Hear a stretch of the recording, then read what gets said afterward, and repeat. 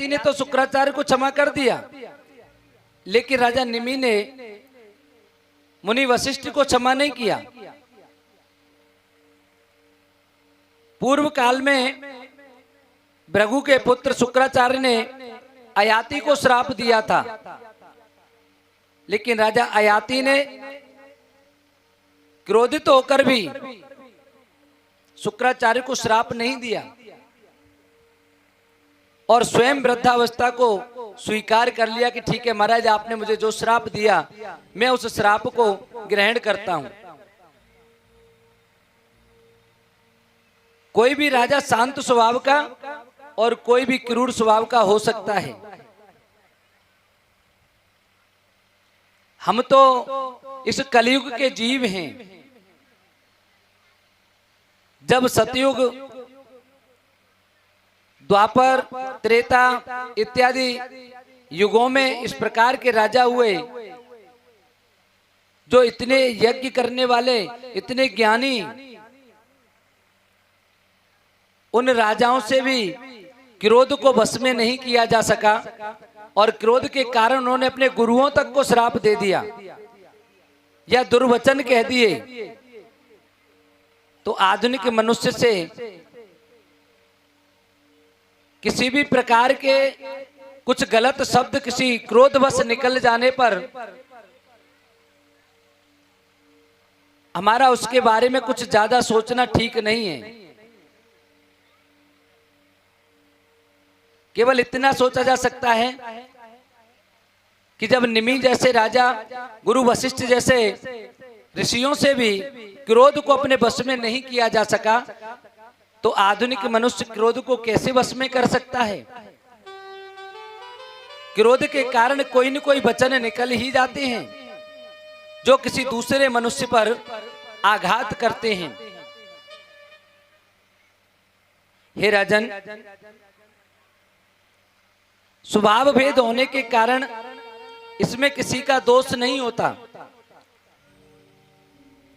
पूर्व काल में हेय वंश के क्षत्रियों ने भी ब्रह्म हत्या का पाप किया था और ये ब्रह्म हत्या केवल धन के लोभ के कारण हुई। उन्होंने अपने स्वयं के पुरोहितों को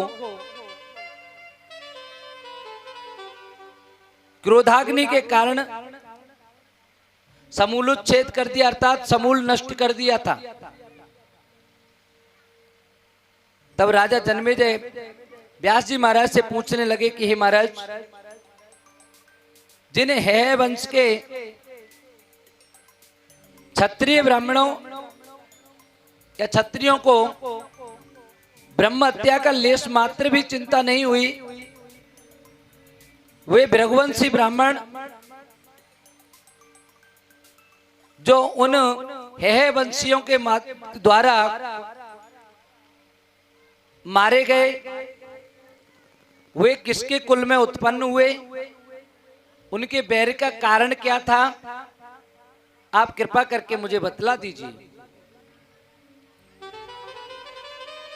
तब व्यास जी महाराज कहने लगे कि हे राजन, हेय वंश में एक कार्तवीर्य नाम के राजा हुए जो कि धर्म में बहुत ही तत्पर रहते थे, धर्म परायण हुआ करते थे। और हेय वंश में उत्पन्न इस कार्तवीर्य राजा के 1000 भुजाएं थी, जिसको सहस्त्र बाहु के नाम से भी जाना जाता है या सहस्त्रार्जुन के नाम से जाना जाता है। भगवान विष्णु के अवतार के रूप में भगवान दत्तात्रेय के शिष्य, मां भगवती के उपासक, परम सिद्ध योगी और सब कुछ देने में समर्थ, ये भृगुवंशी ब्राह्मणों के यजमान थे। ये यज्ञ करने में हमेशा आगे रहते थे। दान देने में बहुत रुचि रखते थे। इन्होंने यज्ञ करके बहुत सारा धन भृगुवंशी ब्राह्मणों को दान में दिया और राजा के दिए हुए दान से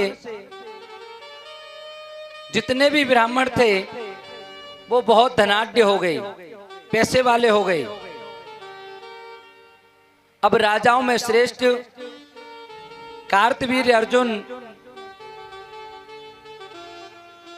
बहुत लंबे समय तक राज्य करने के पश्चात जब वे स्वर्ग को चले गए, उनके बाद जो राजा हुए वो सभी क्षत्रिय धनहीन होते गए, अर्थात उन पर धन की कमी होती गई।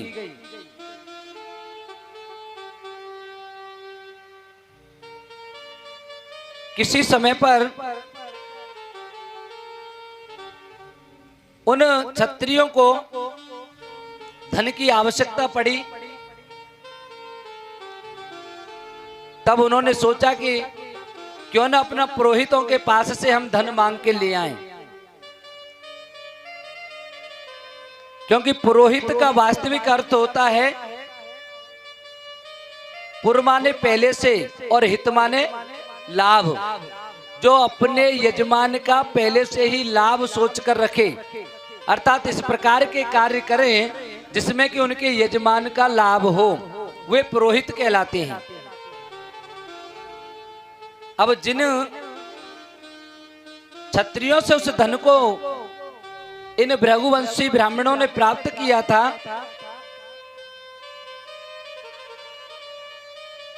उसी धन को उन्होंने वापस करने से उनको काम पड़ने पर देने से मना कर दिया।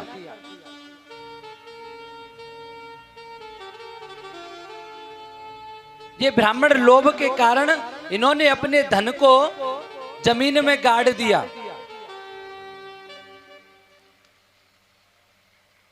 और जो कुछ थोड़ा बहुत दान इनके पास जो बचा, जो धन बचा, उस धन को अन्य अपने हितैषियों में बांट दिया।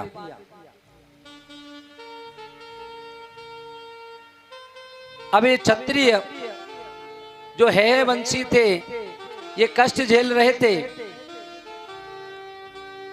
जब ये ब्राह्मणों के आश्रमों में पहुंचे तो ब्राह्मण आश्रम छोड़ करके भाग गए।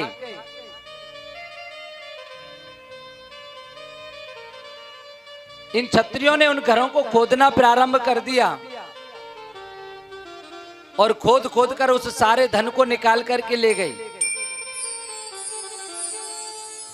अब ये धन तो हाथ लग गया क्षत्रियों के, और ब्राह्मण रोने लगे, चिल्लाने लगे और भयभीत होकर के उन्हीं क्षत्रियों की शरण में आ गए। फिर भी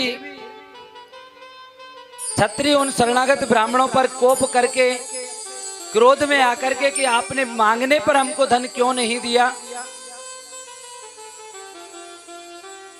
क्रोधित होकर के उन पर बाणों की बरसात करने लगे।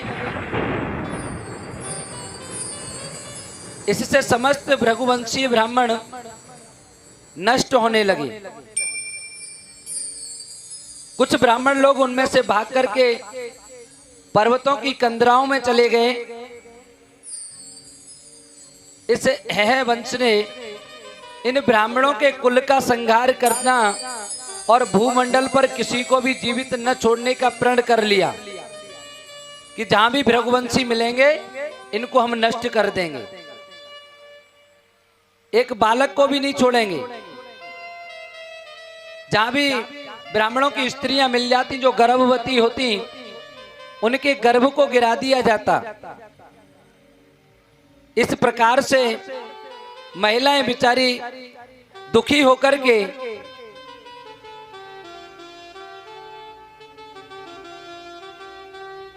अत्यंत परेशान रहने लगी।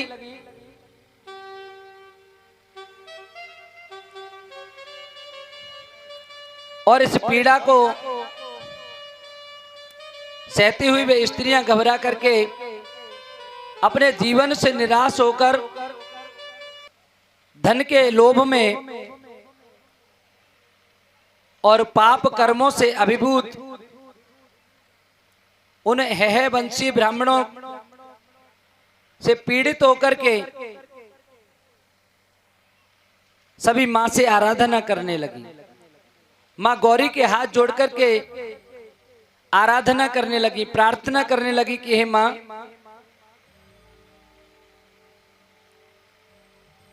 आप किसी भी प्रकार से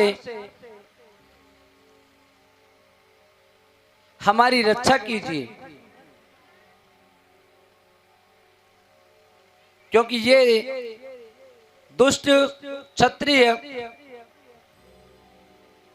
हमारी बहन, पुत्री, बालक आदि सभी का वध करते जा रहे हैं।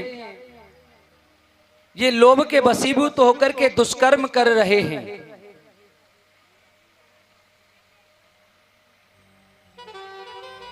जब इन्होंने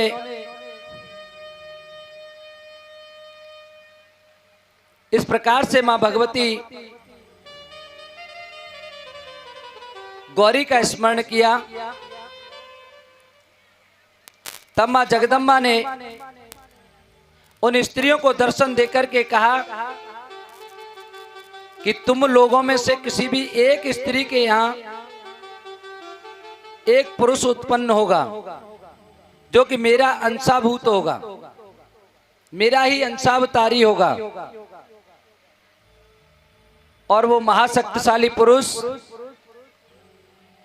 तुम्हारे सभी कार्यों को सिद्ध कर देगा।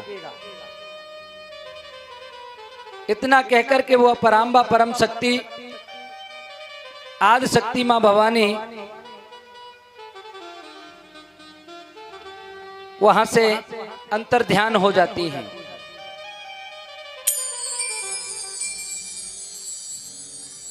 और इधर में अपने बच्चे की रक्षा हेतु ब्राह्मण स्त्रियां किस प्रकार से मां से निवेदन करती हैं।